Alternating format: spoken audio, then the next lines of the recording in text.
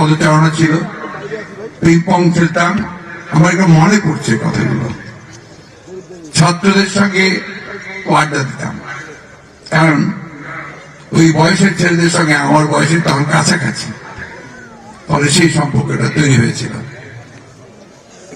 এখানে তখন ছাত্র ইউনিয়ন খুব শক্তিশালী, ছাত্র লীগও খুব শক্তিশালী ছিল, এবং পরস্পরের মধ্যে তখন বেশ একটা দ্বন্দ্ব কাজ করত। মাবু আছে এখানে আমার ছাত্র, তো সবসময় যে কোনো আপনার যখন নবীন বরণ হতো অথবা আপনার নতুন সংসদের যদি অভিষেক হতো, সেখানে পরস্পর মুখোমুখি দাঁড়াতো। আমরা সবাই আমাদের ইয়াং কালিসরা মিলে আমরা সেটাকে নিয়ন্ত্রণ করতাম, একটা সুন্দর অবস্থা তৈরি করেছিলাম।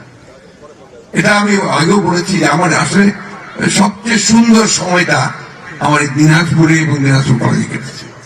এই কলেজে জয়েন করার আগে আমি আবার একটা, সেটা যুদ্ধের আগে, ৭১ সালে যুদ্ধের আগে আমি কিছুদিন কাজ করেছিলাম কেবিএম কলেজে।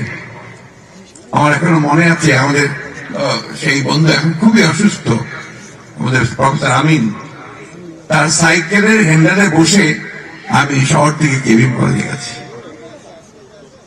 আমি দিনাজপুরেও এখানকার ক্রীড়াঙ্গনে, সাংস্কৃতিক অঙ্গনে আমার অত্যন্ত ভালো সময় কেটেছে। আমার মনে পড়ে ভুরান ভাইয়ের কথা, সাজান ভাইয়ের কথা। আমাদের মাঝে তারা অসাধারণ মেধাবী একজন অভিনেতা ছিলেন। আমাদের অনেক ছাত্র এই কলেজ থেকে অনেক ভালো ভালো রেজাল্ট করে বেরিয়ে গেছে। সে সময়টাকে আমি মনে করি যে একটা সোনালী সময় গিয়েছে। যদিও স্বাধীনতার পরে পরে তারপরেও আমাদের কিন্তু সেই সময়ে একটা অবস্থা তৈরি হয়েছিল যখন অন্তত ক্রিয়েটিভ, সৃজনশীল কিছু করা যেত। আজকে আমার ব্যর্থতা সেই জায়গায় মনে হয়, আমরা যে রাজনীতি করছি ওই জায়গাটা আমাদের ব্যর্থতা আছে। আমরা এই ৫২-৫৩ বছরেও বাংলাদেশকে একটা সুখী, শান্তিময়, প্রেমময়, ভালোবাসাময় এক দেশ করতে পারলাম না। আমরা এখানে রাজনীতি নিয়ে সংকীর্ণতায় ভুগি। আমরা এখানে নৈতিকতার একটা সর্বনিম্ন পর্যায়ে চলে গেছি। আমরা যে জাতি, আমরা গর্ব করে বলার কথা আমাদের যে আমরা জাতি হিসেবে অত্যন্ত গর্বিত জাতি, সেই জাতি কিন্তু আমরা সেই কথা বলতে পারিনি কিছুদিন পরে আগেও। এখন আবার সেই আশা জেগে উঠেছে আমাদের মাঝে। আমরা আবার একটা স্বপ্ন দেখতে শুরু করেছি। সেই স্বপ্নটি হচ্ছে যে সত্যিকার অর্থেই আমাদের স্বাধীন ঘোষক শহীদ প্রেসিডেন্ট জিয়া রহমান সাহেব যে স্বপ্ন দেখেছিলেন, যে একটা সুখী, সুন্দর, প্রেমময়, গণতান্ত্রিক, সমৃদ্ধ বাংলাদেশ, সেই বাংলাদেশকে নির্মাণ করবার আমরা চেষ্টা করেছি। আমরা যুদ্ধেও ছিলাম, ৭১ সালে যুদ্ধে ছিলাম, এরপরে গণতান্ত্রিক যুদ্ধেও ছিলাম। আজকে সেই গণতান্ত্রিক যুদ্ধ শেষ হয়েছে, কিন্তু এখন পর্যন্ত আমরা সেই ঐক্যের যে যুদ্ধ, সকলে মিলে একসাথে দেশটাকে যে গঠন করব, তাকে নির্মাণ করব, তাকে একটা পথরেখা দেখাবো, আজকে এই বয়সে এসে আমার কাছে মনে হয় এই জায়গায় আমাদের ব্যর্থতা আছে।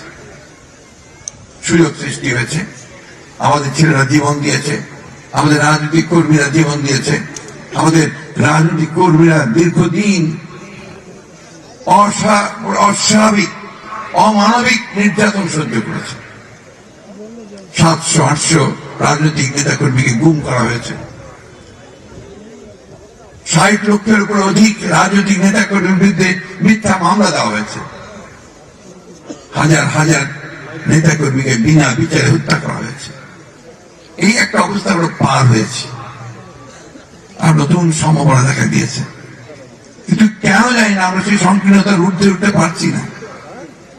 আমি আশা করব সমস্ত সংশ্লিষ্ট সকলের কাছে এই আবেদন জানাবো যে আমরা উঠে দাঁড়াই, আমরা আমাদের এই সংকীর্ণতার ঊর্ধ্বে দাঁড়াই, দাঁড়িয়ে আমরা একটা সুস্পষ্ট, সত্য, সুন্দর একটা পথ নির্ধারণ করি। সে একটা স্বপ্ন যেটা আমরা দেখেছিলাম, সেই স্বপ্নকে আমরা বাস্তবায়িত করি। আজকে দুঃখ হয় যখন আমরা দেখি, আমি কাল রাতেই একটা টেলিভিশন চ্যানেলে আপনার জেন জি একটা কর্মসূচি হচ্ছে, তারা সমস্ত বিশ্ববিদ্যালয়গুলোতে আপনার আমাদের তরুণ ছাত্রদের মতামত নিচ্ছে দেশ সম্পর্কে, নতুন বাংলাদেশ নির্মাণ সম্পর্কে। আমি দেখলাম যে এত অমিত সম্ভাবনাময় ছেলেরা মেয়েরা তারা অত্যন্ত দেশপ্রেম নিয়ে তারা কথা বলছে, তার পরিবর্তনের কথা বলছে। অনেকে আমাকে অভিভূত করেছে যে তারা সত্যিকার অর্থে একটা বাংলাদেশ নির্মাণ করবার একটা পথ তারা দেখাতে পারে। এই জায়গাগুলো আমাদেরকে ধরতে হবে। শুধু নেগেটিভ চিন্তা করলে হবে না, নেতিবাচক চিন্তা করলে হবে না। আমাদের পরস্পরকে সহনশীলতার মধ্যে দিয়ে আনতে হবে, সম্মান করতে হবে। আমি যে রাজনৈতিক চিন্তাই করি না কেন, দেশপ্রেম যদি আমার থাকে, দেশের প্রতি ভালোবাসা যদি আমার থাকে, তাহলে নিশ্চয়ই আমার আজকে যে সুযোগ এসেছে সেই সুযোগের সদ্ব্যবহার যেন আমরা করতে পারি। আমাদের অনেক বয়স হয়েছে, আমরা তাই যাওয়ার পথে। আমরা এখন এই বয়সে, আমি কিছুক্ষণ পূর্ব বয়সে কথা বলছিলাম যে আমরা দেখতে চাই, খুব আনন্দের সঙ্গে চলে যেতে পারতাম পৃথিবী ছেড়ে যদি দেখতাম যে বাংলাদেশের সত্যিকার অর্থেই একটা প্রেমময় ভালোবাসার দেশ হয়েছে। আমরা গণতন্ত্রের কথা বলি, কিন্তু আমরা গণতন্ত্রের চর্চা করি না। বাংলাদেশে এই সমস্যাটাই সবচেয়ে বড় সমস্যা হয়েছে। এখানে পর পর পর পর গণতন্ত্রকে হত্যা করার চেষ্টা করা হয়েছে, ফলে এখানে ডেমোক্রেটিক ইনস্টিটিউশন গুলো তৈরি হয়নি, গণতান্ত্রিক যে প্রতিষ্ঠান সেই প্রতিষ্ঠানগুলো তৈরি হয়নি। আমরা রাজনৈতিক দলগুলো পরস্পর পরস্পরের সঙ্গে বিরোধী লিপ্ত হয়েছি, কিন্তু সহনশীলতার মধ্য দিয়ে গণতন্ত্রকে চর্চা করে আমরা যদি সবাই এগিয়ে যেতে পারি, তাহলে কিন্তু আমরা গণতন্ত্রকে লাভ করতে পারবো, আমাদের অধিকারকে অর্জন করতে পারবো। কি করুন সময় গেছে, চিন্তা করে দেখুন যে আমরা ভোট দিতে পারিনি। আমাদের যে ছেলেরা এখানে বসে আছে, আমার স্ত্রীর বিশ্বাস তারা ভোট কি বলে কখনো দেখতে পায়নি। তিনটে টার্ম 15 বছর গেছে, তারা সে ভোট দিতে পারেনি।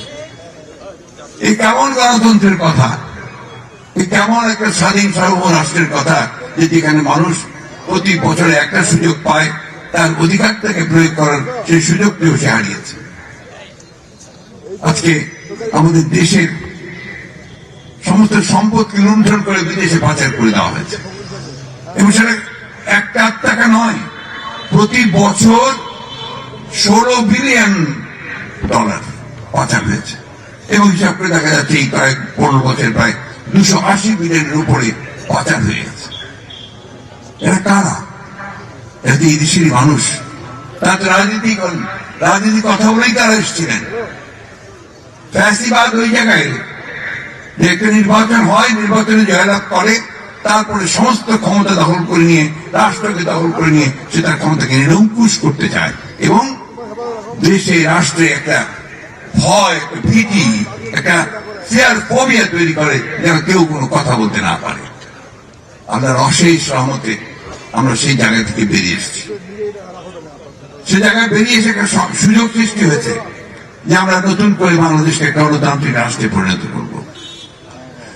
দিনাজপুর সরকারি কলেজ অত্যন্ত গৌরবময় একটি প্রতিষ্ঠান। এখান থেকে বহু শিক্ষক, বহু অধ্যাপক, বহু প্রকৌশলী, বহু চিকিৎসক, নেতা, ব্যবসায়ী, সাকসেসফুল বিজনেসম্যান তারা বেরিয়েছেন। এবং দিনাজপুর সরকারি কলেজ সবসময় একটা ভালো শিক্ষা প্রতিষ্ঠান হিসেবে ছিল। আমার বিশ্বাস এখনো এই প্রতিষ্ঠান সেইভাবে আছে। আমার বিশ্বাস এই প্রতিষ্ঠান সামনের দিকেও সে একইভাবে তারা একটা সুন্দর একটা দেশকে তৈরি করার ক্ষেত্রে তাদের ভূমিকা রাখবেন, এবং নেতৃত্ব দেওয়ার জন্য তারা সেই সমস্ত ছাত্রদের সৃষ্টি করবেন যারা নেতৃত্ব দিতে সক্ষম হবে। আমি বক্তব্য দীর্ঘ করবো না। আমি অনেক সময় যদি এখানে থাকতে পারতাম আমি সবচেয়ে বেশি আনন্দিত হতাম। দুর্ভাগ্য আমাদের, আমরা যারা রাজনীতি করি আমাদের সময়টা খুব সীমিত হয়ে যায় এবং আমরা সবসময় সেটা পারি না। আমি খুব ভালো লাগছে, আমার আনন্দিত হচ্ছি। আমি জানি না আমার সরাসরি ছাত্রছাত্রীকে ওখানে উপস্থিত আছে কিনা, মনে হয় না, কারণ অনেক আগের ব্যাপার তো। ওই আমার ছাত্ররা কিছু আছে সামনে, রাজনীতি করছে, যারা এমপি হয়েছে, দুঃখিত, মেয়র হয়েছে, এটা অনেকেই এখন সামনে আছেন। আমি সকলের সুস্বাস্থ্য দীর্ঘায়ু কামনা করছি। বিশেষ করে ধন্যবাদ জানাতে চাই আমাদের এই যে প্রফেসর ইদ্রিস মিয়া।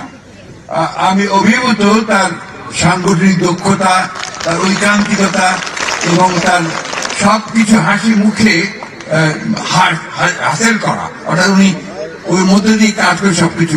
আমাকে উনি শেষ পর্যন্ত নিয়ে এসেছেন এখানে, এটা কয়েকবার চেষ্টা করে।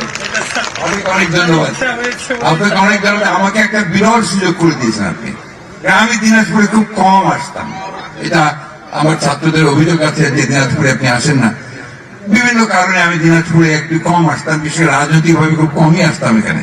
এসছি যখন আমাদের ন্যাশনাল প্রোগ্রাম থেকে দিনাজপুরে বড় সভা হয়েছে, তখন আমি এসছি, কিন্তু আমার কলেজে আসার সুযোগ হয়নি। ধন্যবাদ আপনাকে, অনেক অসংখ্য ধন্যবাদ। আমি অর্থনীতি বিভাগের বর্তমান শিক্ষক যারা আছেন, অধ্যাপক যারা আছেন, তাদেরকে আন্তরিকভাবে ধন্যবাদ, কৃতজ্ঞতা জানাই। অর্থনীতি বিভাগের ছাত্রছাত্রীদেরকে আমি ধন্যবাদ জানাই যারা এখন পড়াশোনা করছে। তোমাদের সামনে অনেক বড় দায়িত্ব আছে। বাংলাদেশের অর্থনীতি কিন্তু এখন খুব সংকটের সামনে, বিপর্যয়ের সামনে।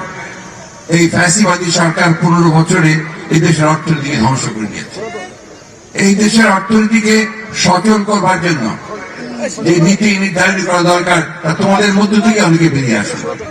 এবং এই কলেজে অর্থনীতি বিভাগের অনেক ছাত্র আছে যাদের সঙ্গে ঢাকায় আমার দেখা হয়, যারা এখন রিটায়ার করেছে। মন্ত্রণালয়, বিশেষ পরিকল্পনা মন্ত্রণালয়ে তারা কাজ করতো এবং খুব সফলতার সঙ্গে কাজ করেছে। আমি আশা করি তোমাদের মধ্যে থেকে সেই ধরনের পলিসি মেকার তৈরি হবে, অর্থনীতিবিদ তৈরি হবে, যা বাংলাদেশের অর্থনীতিকে সঠিক খাতে নিয়ে যাওয়ার জন্য কাজ করতে সক্ষম হবে, এটা আমার প্রত্যাশা। আমাদের এই কলেজের চতুর্থ শ্রেণীর কর্মচারী বৃন্দ, ভাইয়েরা বোনেরা, অনেকে হয়তো আমাদের সময় যারা ছিলেন তারা কেউ নেই। আমি দু একজনের চেহারা এখানে দেখতে পেয়েছি যারা আমাদের সময় ছিলেন। আমি তাদেরকেও মনে করছি এই জন্য যে আমি যখন এই কলেজে কাজ করেছি তখন তাদের সঙ্গে আমার সম্পর্ক খুব ঘনিষ্ঠ ছিল, অত্যন্ত আন্তরিক ছিল।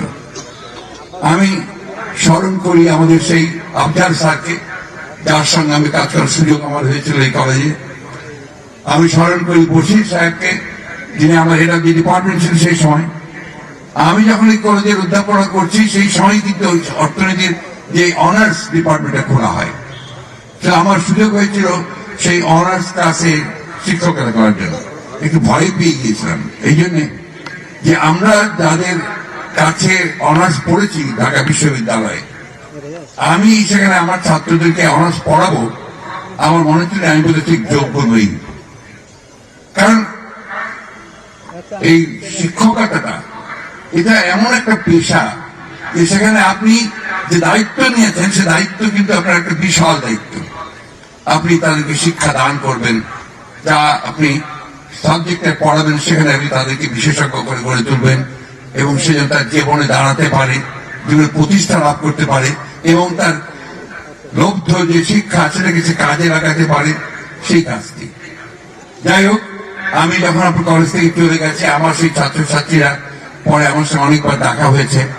আমার সঙ্গে ছাত্রছাত্রীদের সম্পর্কটা অত্যন্ত ঘনিষ্ঠ ছিল। আমি এখনো তাদের কথা মনে করি, তারাও আমার কথা মনে করে অনেক সময়। আমি এই কলেজের সর্বাঙ্গীন উন্নতি কামনা করছি।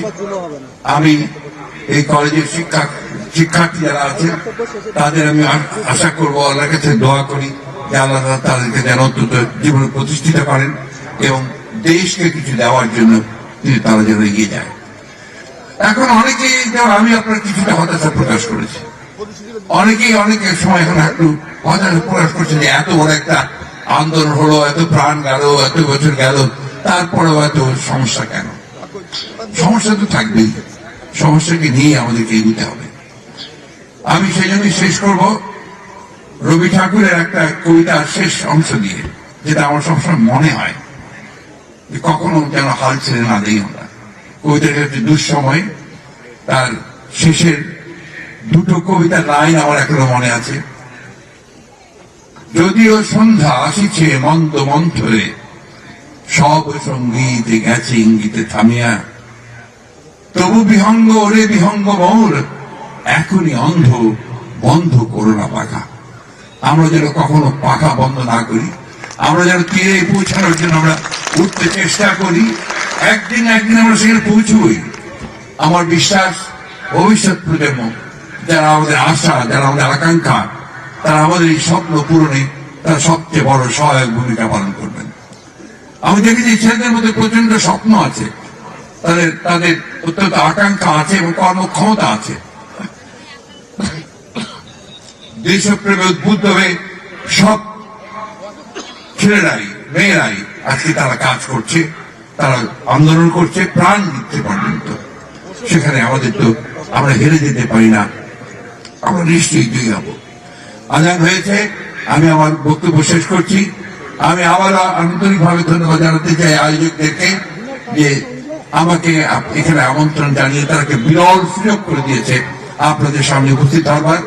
আমার বহুদিনের যে একটা আকাঙ্ক্ষা এই কলেজে একবার আসার, সেটা পূরণ করবার জন্য আপনাদেরকে আবারও আন্তরিকভাবে ধন্যবাদ, কৃতজ্ঞতা, এবং আমাদের সামনে উপবিষ্ট অতিথিবৃন্দকে ধন্যবাদ।